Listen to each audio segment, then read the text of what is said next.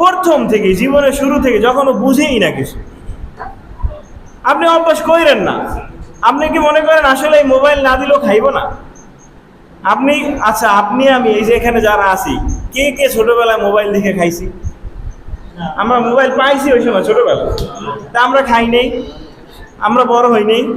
তাহলে ও হইবে না আপনার কে বলছে? ও খায় না আপনার কে বলছে? সবাই চিন্তা করবেন যে বাচ্চা ও ওর খিদা লাগলেও খাইবেই। আপনারা এখন খায় নাই, 7% খায় নাই, ও আধা ঘন্টা 1 ঘন্টা 2 ঘন্টা পরে যখন ওর খিদা লাগবে এমনিই বলবে যে আমার খিদা লাগছে, তখন খাওয়াইবেন, তখন দেখবেন আর মোবাইল দেওয়া লাগবে। আবার ওই যে বললাম না, এত ব্যস্ত হয়ে গেছে, মা রান্না করতেছে, মেয়ের হাতে মোবাইল দিয়ে দিছে, মোবাইল দেখে খেলতেছে, কার্টুন দেখতেছে, এই দেখতেছে, এভাবেই আপনি বড় করতেছেন তাকে। আপনার ছোটবেলা যেই বয়সে ওর মানে ও নিজে কিছু বুঝে না, সেইখান থেকে আপনি ওকে আল্লাহর নফরমানি দিয়ে বড় করতেছেন। তাহলে ও বড় হয়ে কি হবে? আজকে দেখেন না, সন্তান বাবাকে খুন করতেছে, মেয়ে তার বাবাকে খুন করতেছে, এই বিভিন্ন জায়গায় নিউজ দেখতেছি না? হবে না কেন? আমি বড় করতেছি ওকে কোন আদর্শে? রাসূলের আদর্শে নাকি শয়তানি আদর্শে? তাহলে সন্তান লালন পালনের ক্ষেত্রে রাসূলের আদর্শগুলো মানবেন, মাইনে তারপর পালন করবেন। আপনি যেই কাজগুলো দেখবেন, রাসূলের একটা আদর্শ হলো যে নবুয়ত প্রাপ্তির পরে যেই কাজগুলো হারাম করা হয়েছে, ওই কাজগুলো রাসূল নবুয়তের আগেও করেন নাই। বুঝছেন ব্যাপারটা? ধরেন মদ খাওয়া হারাম, এটা তো নবুয়ত প্রাপ্তির পরে আসছে মদ খাওয়া হারাম, কিন্তু প্রথম থেকে কিন্তু মদ খাওয়া জায়েজ ছিল, পরে আস্তে আস্তে ধাপে ধাপে হারাম হয়েছে। কিন্তু রাসূলের জীবনে ওই 40 বছরের আগেও পাবেন না, পরে তো নাই, আগেও পাবেন না যে তিনি মদ খাইছেন।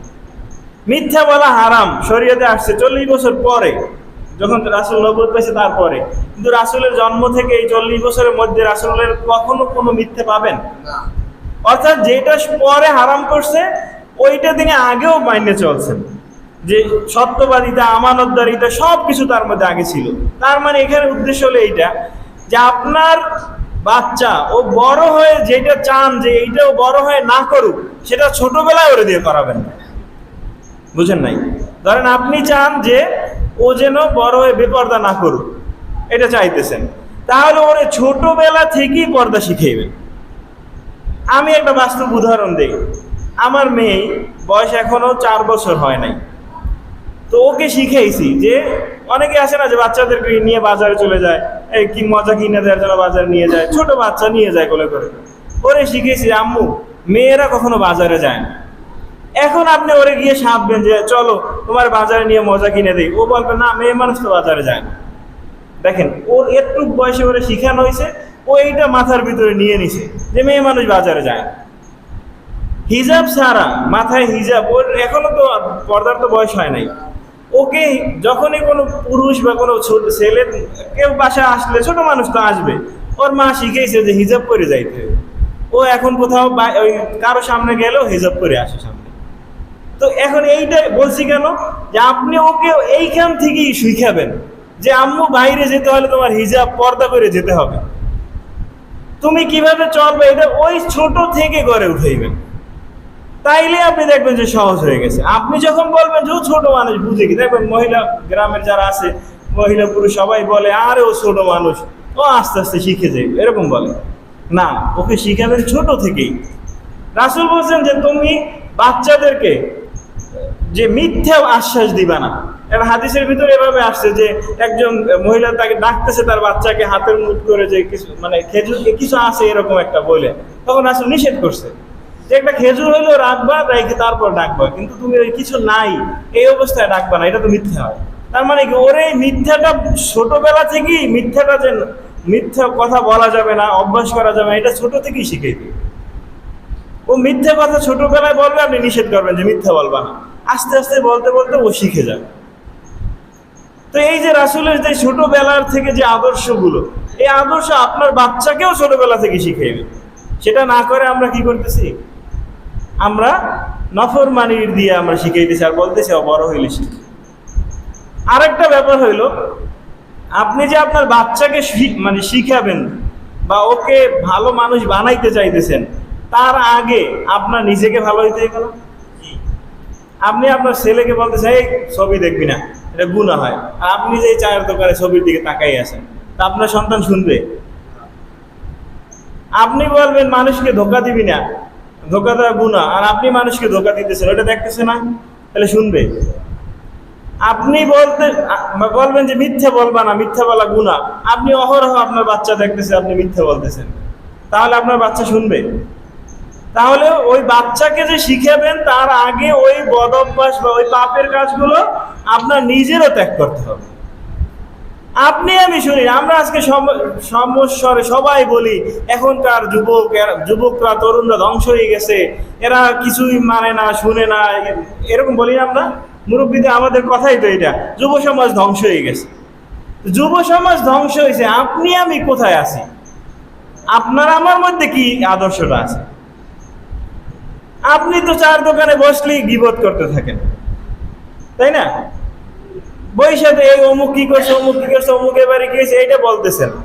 আপনি এই যে বললাম সময় পাইলেই ছবি দেখতেছেন, নাটক দেখতেছেন, গান শুনতেছেন, এগুলো করে বেড়াইতেছেন।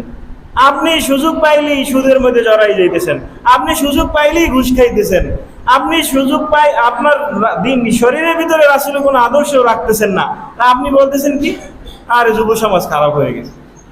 আপনি আগে ভালো হন, আপনি ভালো হন, তারপরে যুব সমাজকে তো সঠিক করতেই হবে, কিন্তু সেইটা করার আগে আমার আপনার ভালো হইতে, নাইলে ওকে যখন আমি বলতে যাবো কিছু তখনই বলবে হ্যাঁ নিজে করে আইসে আমারে বলতে, এটা বলবে না? সেই জন্য আগে আমাদের ভিতরে আসলে আদর্শগুলো নিয়ে আসি। আমি আদর্শ যখন নিব তখনই আমি মানুষকে সেই আদর্শের দিকে ডাকতে পারবো। তো আজকে আপনার আমার কারোর মধ্যেই তো সেই আদর্শ নেই। সেই জন্য আজকে একদম আমরা নিয়ত খাঁটি করি যে আমাদের জীবনের সকল ক্ষেত্রেই কার আদর্শ মানব? এই সিরাতুন নবী মাহফিল এটা করি কেন? যে রাসূলের আদর্শগুলো জেনেই তো আমরা মানব প্রত্যেকটা ক্ষেত্রে, এই জন্যই তো করতেছি। তাহলে যা শুনতেছি, যা শুনবো, এই প্রত্যেকটা বিষয় আমাদের একদম প্রত্যেক ক্ষেত্রে আমরা পালন করবো ইনশাআল্লাহ। একদম আমাদের ব্যক্তি ক্ষেত্রে, পরিবারের ক্ষেত্রে, আমার সমাজের ক্ষেত্রে, সকল ক্ষেত্রে আমরা রাসূলের আদর্শ পালন করব। একটা কথা আমি বলে শেষ করতেছি, যেটা আমার সমাজে আমি বলছি, সেটা হলো যে আমাদের যে শিক্ষা তো দুইটা ধারা আছে, একটা হলো মাদ্রাসা আর একটা হলো জেনারেল শিক্ষা, স্কুল, হাই স্কুল। তো আমরা সবাই মুসলমান না?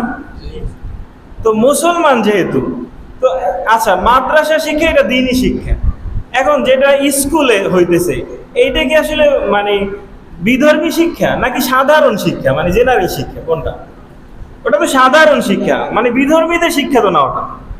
এখন ব্যাপার হইল যে আপনি ধরেন দ্বীনি শিক্ষা শিক্ষিত করবেন ভালো, তা আপনার সন্তানকে মাদ্রাসা ভর্তি করাবেন, আবার আপনি মনে করতেছেন যে আমার ছেলেকে আমি ডাক্তার বানাবো, ইঞ্জিনিয়ার বানাবো, এগুলো তো দরকার আছে, তো আপনি স্কুলে ভর্তি করাচ্ছেন, ওকে। কিন্তু এখন আমাদের সমাজের অবস্থা কি হয়েছে যে স্কুলে পাঠাচ্ছি মানে ওরে আমার মনে করতেছি ওর আর দিন পালন করার দরকার নাই। কারণ আপনার মেয়েকে আপনি পাঠাইতেছেন একদম বেপর্দা বেহায়ার মতো পাঠাইতেছেন, একটা অন্যায় এখানে ঝুলাইতেছে বা স্কার্ট একটা ঝুলাইতেছে, মাথার চুল টুল বের করে যাইতেছে, এভাবেই আপনি স্কুলে পাঠাইতেছেন। আপনি কি বলতেছেন যে আপনি ওখানে বিধর্মী শিক্ষা শিখাইতে পাঠাইতেছেন?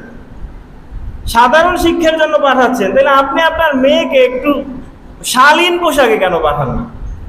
রাস্তা দিয়ে হাঁটা যায় না, এই মেয়েদেরকে আপনি মুসলমান না? ও মুসলমান না? ওকে কি যদি একটা হিজাব পরাই দেন যে যা তো স্কুলে একটু হিজাব পরে চুল টুল ঢাইকে ভালোভাবে শালীন ভাবে যা, এটাকে আপনাকে কেউ নিষেধ করবে? নিষেধ করবে? স্কুল থেকে বের করে দিবে? সেই যুগ আছে এখন যে একটু পর্দা করে স্কুলে গেলে স্যাররা বের করে দিবে, এমন হবে? তাহলে কেন পাঠাচ্ছি না? আপনি কিভাবে আপনার মেয়েকে এভাবে বেহায়ার মতো পাঠাইতেছেন স্কুলে? একটু চিন্তা করেন। আপনি তো মুসলমান, আপনি মনে করে বসে আছেন যে আমি তো জান্নাতে যাবো, ঈমান আছে, আপনি তো দায়ুস হয়ে বসে আছেন। দায়ুস ব্যক্তি কি জান্নাতে যাবে? তাহলে আপনার মেয়েকে কেন এভাবে পাঠাইতেছেন? স্কুলে পাঠাচ্ছেন, সমস্যা নাই, আপনি একটু শালীনভাবে পাঠান তাকে, একটু ওড়নাটা ভালোভাবে দিয়া, একটু জামাটা হাতাটা একটু বড় বানাই দেন, এভাবে পাঠান। কলেজে পাঠাইতেছেন, মনে করতেছেন যে এর আর দিন মানার দরকার নেই। আসলে কি এইটা?